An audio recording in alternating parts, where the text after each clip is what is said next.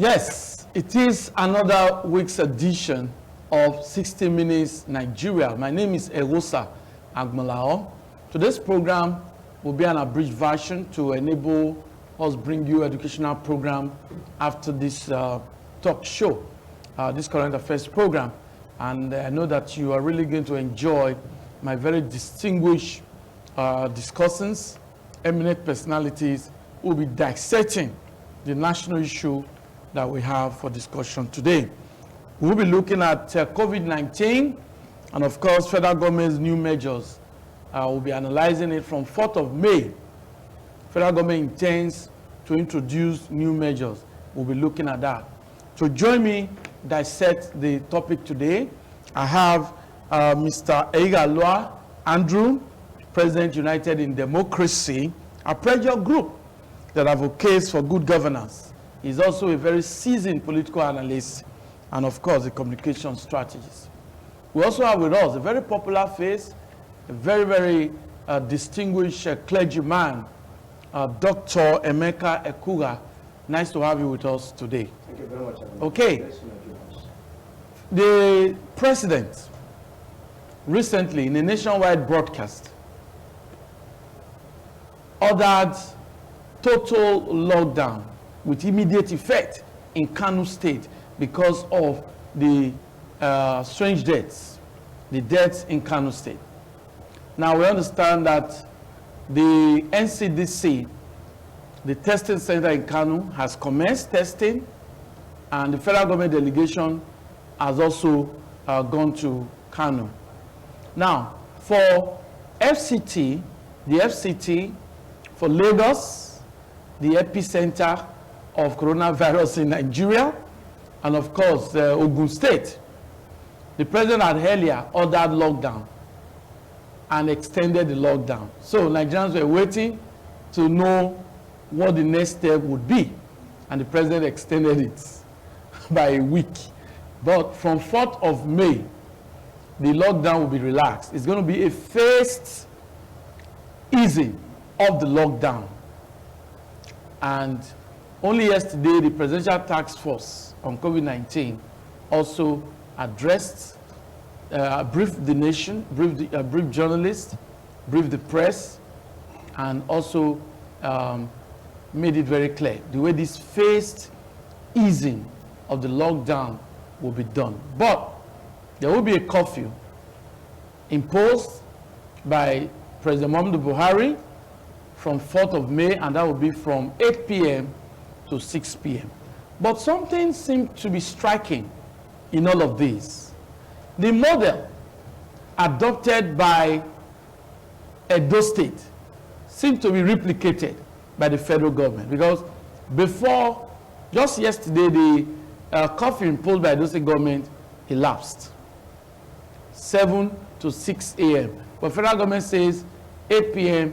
to 6 a.m. So, is it a replica? Let's start with Eigalua. Well, I wouldn't say it's a replica. Okay. The fact is, like, you copy good things. Okay.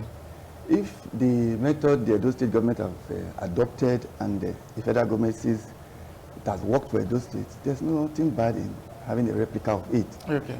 If it was in a bad state and didn't produce any result, I think maybe the federal government would have, adopted that style too. Yeah. That being the case, COVID-19 has come and it must go, depending on how we tackle it. Okay. I will give kudos to the federal government under the leadership of President Muhammadu Buhari. From his last speech he made on Monday, all the itemized method of trying to ease the lockdown, I welcome it. Okay. Because if you look at it very well, the method applied by the Westerners, these people, they are civilized, they've been existing before us in terms of civilization. And all the methods they've been applying have been working very much for them. Okay. But in Nigeria, if you watch, for the past 2-3 weeks, this lockdown, especially in Lagos, FCT and Ogun, that was like a case study. Okay. It was a sham. I would say the aim was not achieved because, like in Lagos, the lockdown was not like a lockdown. To me, it was opportunity for some people to relax, and it was opportunity for these so-called area boys, 1 million boys, to go on rampage, to start victimizing and looting and cutting away properties. Lives in Lagos were no longer secure during this period. And I think that was what the federal government saw and decided to say, okay, let us apply another approach. Because they didn't achieve anything with that approach. One, lockdowns, stay indoors, don't come out so that you cannot, so you won't contact the dreaded disease and all that, so it will not spread. But people were still coming out. And if you look at it again, places like banks, and hospitals, some significant places that were supposed to open for customers or for businesses, the method they were even applying was not what was bargained for. Like in the banks, you will see a bank closing the gate to customers that they need few persons inside the banking hall. But the people locked outside, they are in clusters, still rubbing themselves, touching themselves, and no social distancing. No physical distancing and all that. And the same group of persons, after the fight must have left the hall, this another group of 5 persons will now enter after rubbing themselves outside. So we didn't achieve anything. I would say this COVID-19 of a thing is not for Africans. If it was, we would have been seeing cases of deaths and casualties and all that. God has just been merciful with Africa. We are not fighting, we are not even near fighting the COVID-19 pandemic in Nigeria. It's just God that is helping us. And I think, well, with time, like I said, okay. We'll come back to the COVID-19. We'll come back to, something is very unique about Nigerians, and that is the faith, the religious aspect of the belief, of the concept of most Nigerians.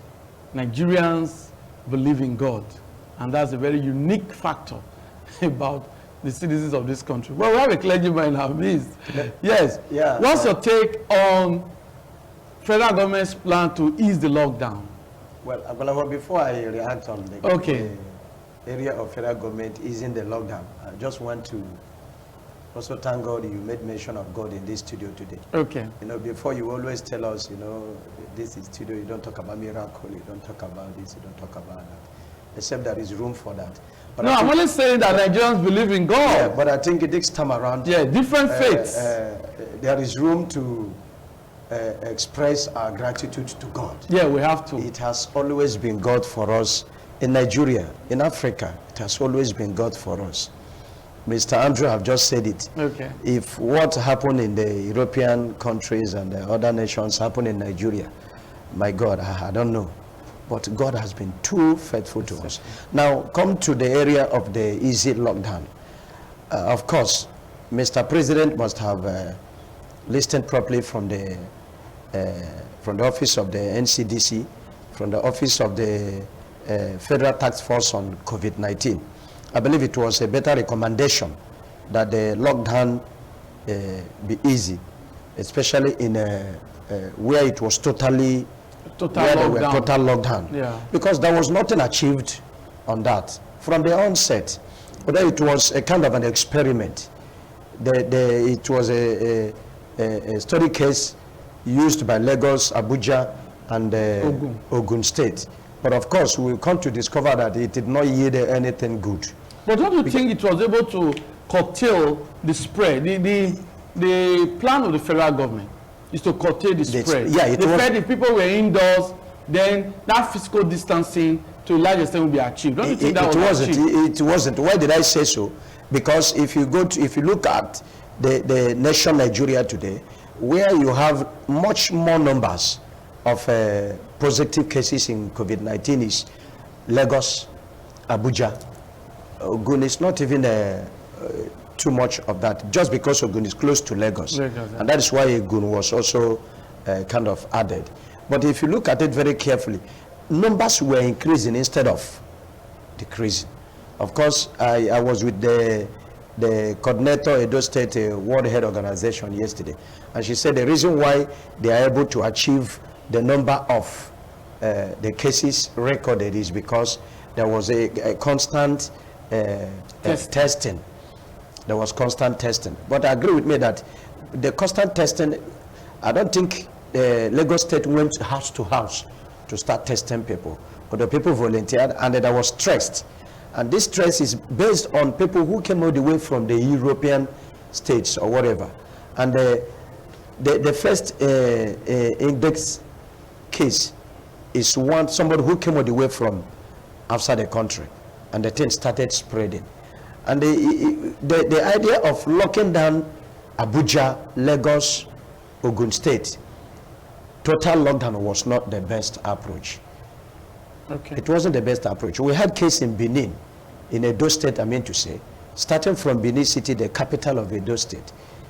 And you discover that the approach of the governor of Edo State was very technical. Very technical. The shops were locked, but people were busy also going out. Take an instance. There was partial lockdown. There was partial lockdown. In Edo, not total lockdown. Not total lockdown. And the numbers were not increasing as per se. Even those that kind of, when they went ahead and they make some findings, traced them, you know, and they test them, you know how many they have discharged. You know how many they were positive, you know how many that are not positive. Even those positive later turned to negative. Although that one only God can explain to us, the magic or whatever they use to turn those positive to become negative. It's still God in our country. It's treatment. They said when it has not become so severe. When they test positive, negative, when they test positive, positive rather, you go to isolation. Yes. And in isolation, they are administered treatment. So some persons are able to come out of it, and they eventually test negative for the coronavirus. Is God. I must say so. Okay. So what I'm trying to say is that the relax of total lockdown in Lagos, Abuja, Ogun, starting from 4th of May, which is on Monday, is a welcome development. I thank God Mr. President listened to advice. And you also will agree with me that if he had not allowed to relax this total lockdown, much people have died out of hunger than coronavirus. So it is a welcome development. Thank you very much, Dr. Kuga. We'll come back to you. Andrew. Now, part of the new measures, already, like I said, Lagos State government also yesterday in a press briefing also explained. They've actually itemized it. Okada, popularly called Okada, that is talking about bike riders. In local parlance, they say Okada now has been banned in Lagos. But for the commuters, they've also specified the number of passengers. 60% of their capacity is what is allowed. And for the tricycle riders, they've also told them the number of passengers they can carry. So it's been made clear, banks are to open within specific hours. And I think that's a good one. But the president also imposed curfew nationwide from on the 4th. That will take effect from 8 to 6 a.m. Do you see this as a good one? Yeah. Yes, I still see it as a good one, as part of measures. You know, we are in a scientific world. Yeah. People are watching. The whole world is watching. If the president announces that, no more lockdown activities can go on, whereas full blown. Yeah. Whereas the Western world, other countries are still, managing the system with partial lockdown and all that. It's only Nigeria that is now making it free. The president will have questions to answer. Somebody that was able or has been doing business from 6 a.m. to 8 p.m. What are you still doing outside by 8 p.m.? Though there are some businesses that thrive in the night, like this food business and all that, but then there must be measures. And these measures, it doesn't mean that it will reduce it. It's just for saying it so that people will not say the federal government is not trying to, No, but it will curtail the spread. Because to reduce the convergence of people. The people that that are going to be moving, they move more in the morning between 6 a.m. and 8 p.m. People move less from 8 p.m. to 6 a.m. So I would think that it's not a real measure per se. But let me interject. Like the case of Edo, I understand that why they introduced the curfew, or why the curfew was imposed by the state government, that they discovered that in local parlors, they call it beer parlor, that beer parlor was thriving at night. People would just maintain physical distancing, social distancing during the day. At night, they throw caution to the winds. So they needed to impose the curfew to actually stop those kind of activities. Let him finish. Yes, I just wanted to interject for him. Yes, stopping it to make such curfew, like I said, is just a message. Those people can still converge in the morning and drink, because after all, nobody's going anywhere. There's no job, nothing is happening. So you can say, oh, they said we shouldn't come out from 8 p.m. Okay, let's meet by 5 to 7. You can still go and booze your booze if you want, if you are the boozing type. No, the task force will monitor you, because crowd is not allowed now in any place. Like I said, this thing is being managed in Africa, to be precise. It's being managed by God, not our artificial measures we are trying to put in place. We must also do our own. You understand?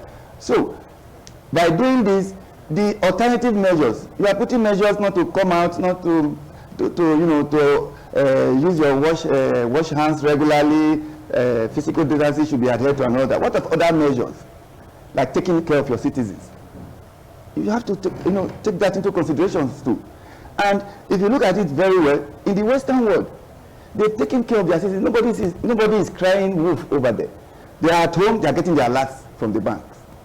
But in Nigeria, I don't think there's any citizen that has gotten an alert from the federal government that, oh, for COVID-19 palliative or stimulus. It's an ongoing process. I understand the federal government palliative is ongoing. No, I bet to disagree with you there. Okay.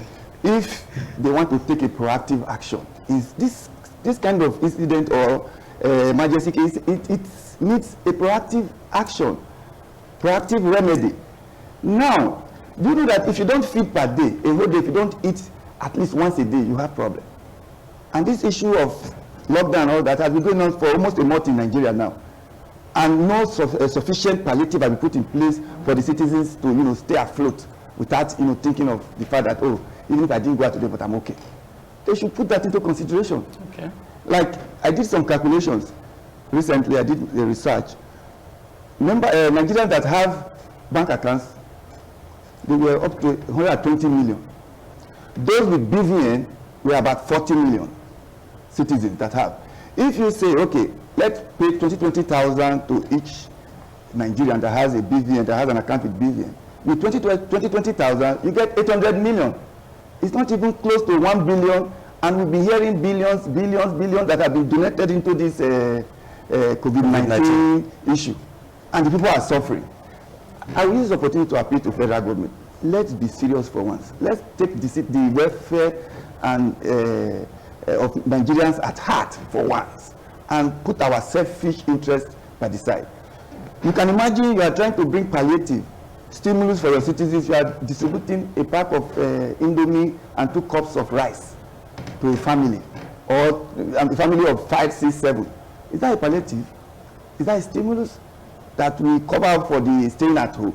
So the way it is now, thank God for Mr. President has said that has eased the measures. Otherwise, I already forecasted that after this, if the measures are not streamlined to accommodate or to allow citizens to go about their business indirectly, Nigerians will go into the street and fight this policy that was on ground. It started in Lagos, in FCT and in Abuja. We had cases where people had to say, no, I must go and feed my family. I must go out.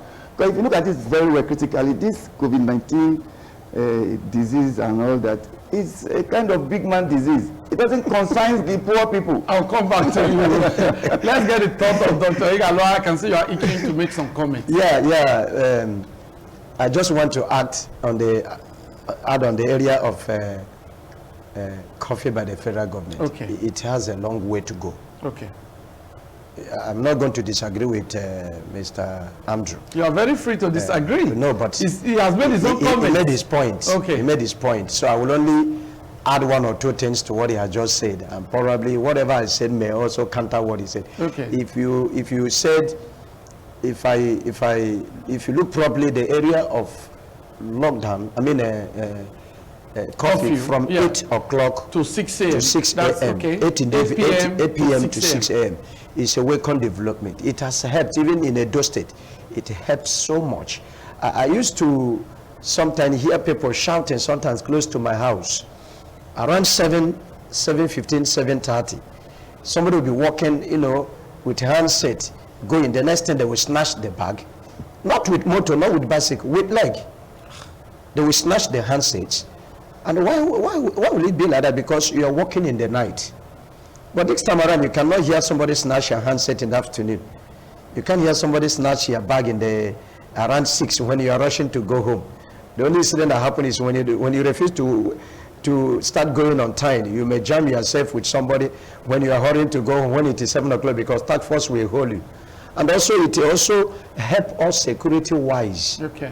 You see that the Nigerian securities, the police, the armies and whatever, they have less job to do during this lockdown. When they are moving around, it is no longer going to be, this is an innocent person they are arrested. If they happen to come across somebody and they interrogate the person and the person has no proper... It's not an essential worker. Yes. They carry along, and if proper investigation is to be carried, I discover that there is one interior motive or bad motive or the other, the person is having a back of his or her mind by working at that late hour. The coffee has helped a lot. Okay. Young men, it has helped us a lot. Young women, it has helped them a lot. You go to your house on time. He made a very good comment. He said, what are you doing outside by 8? Except those who has reasons to work late hour. And you discover that there are a lot of people, they close from work, instead of them to move back home, stay with their families. They are outside doing nothing. I mean, it's uncalled for. It helps us to get disciplined too. It helps us to stay always with our families. It has a lot of advantages. I would even advocate, if it is possible, Nigeria should start going home on time, except those on essential duties. Yes. We should start going home. Okay, Dr. Kuga, I believe as a clergyman, you preach a congregation, you handle congregation. So probably from your counseling sessions, you are very aware now that it's good for parents to go back home on time. But are you aware that there are some people whose livelihood depends on night time? Yeah. For instance, the hoteliers, they do shows. Sometimes there are shows at night, and we have young men, comedians who participate in such shows. You make a living out of such events. Well, I believe we have people too, bouncers. They sleep in the morning and wait till night time. Where they will go and work. Such persons now, they are out of the labor market. Don't you think to affect them? I think, let me still react in that area. Yes. The federal government, state government, all these things are a kind of measures they want to put and see how they can be able to curtail COVID-19. Yes. And they are still going to make sure they kind of do more, in the sense that this is a test.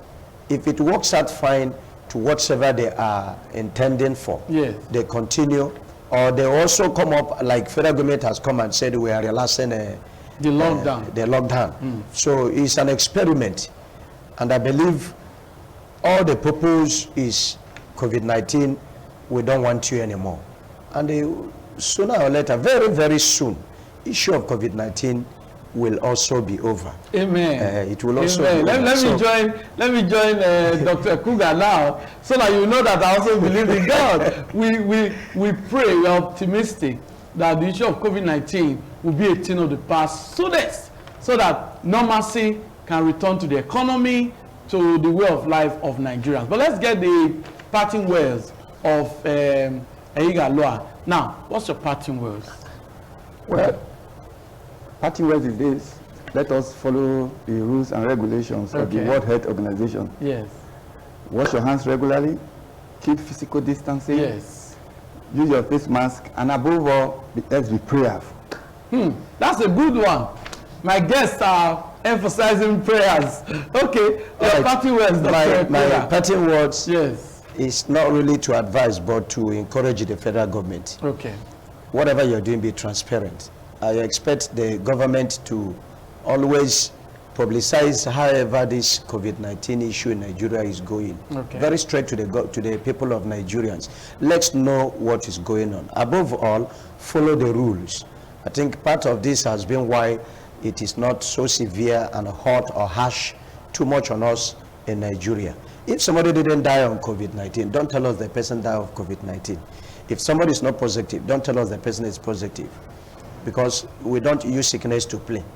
You don't tell us you're sick when you are not sick.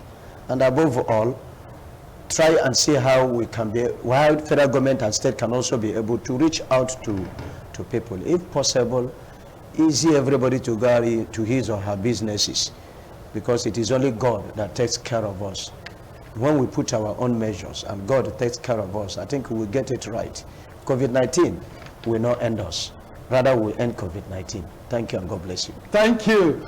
Okay, that's the show. I told you that today's program is an abridged version to allow us, to allow the station an educational program that will actually help our kids out there at home. There will be an educational program really after the 60 Minutes Nigeria Current Affairs program. So do stay tuned and enjoy what ITV has lined up for you. Gentlemen, thank you for being a part of the show. Thank you very much, Thank you. Thank you very much. Thank you. We hope to have you again soon. And we are optimistic that with all that the federal government is doing, God on our side will surely overcome COVID-19. On that note, do have a wonderful week ahead. Bye-bye. God bless you.